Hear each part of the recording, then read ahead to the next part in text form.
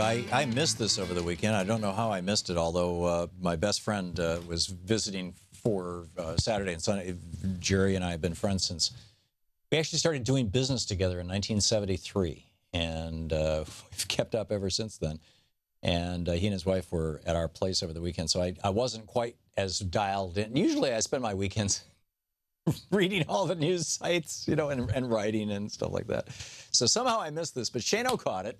And here is the clip of Rudy Giuliani. Well, listen. Don't you think a man who has this kind of economic genius is a lot better for the United States than a woman? And the only thing she's ever produced, there's a lot of work for the FBI. Right. This is Rudy Giuliani, who is defending Donald Trump. Rudy and Newt, right? Defending Donald Trump by saying, oh, Hillary, his opponent is a woman, if you hadn't noticed. This is Rudy Giuliani, the guy who announced on New York television that he was leaving was his second wife or his first wife, I forget which, to shack up with what ultimately became his second or third wife. And this is how she learned about it. She learned about it by watching television. Can you imagine? Or Newt Gingrich, who delivered his divorce papers to, I think it was his first wife, who had also been his high school math teacher. Delivered the papers to her or told her about it when she was, in the hospital recovering from cancer surgery.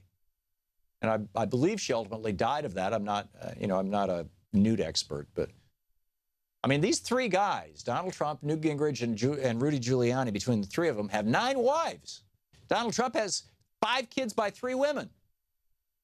And when he knocked up Marla Maples, when he got her pregnant, according to him, he suggested to her that she should get an abortion. She didn't, and that's Tiffany, their youngest, or not youngest. She's 22, I think. But she's the only one of the Trump kids that was not raised by Donald in New York, or not.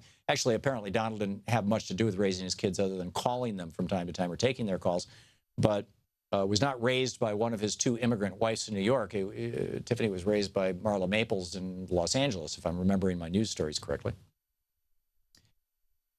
And, seems like a well-adjusted young woman and all that kind of stuff. But, he had actually, according to him, suggested an abortion. What are we going to do about this, Marla? And now he's leading the Republican Party? Really? I mean, it's almost like, theater doesn't get any more bizarre than this.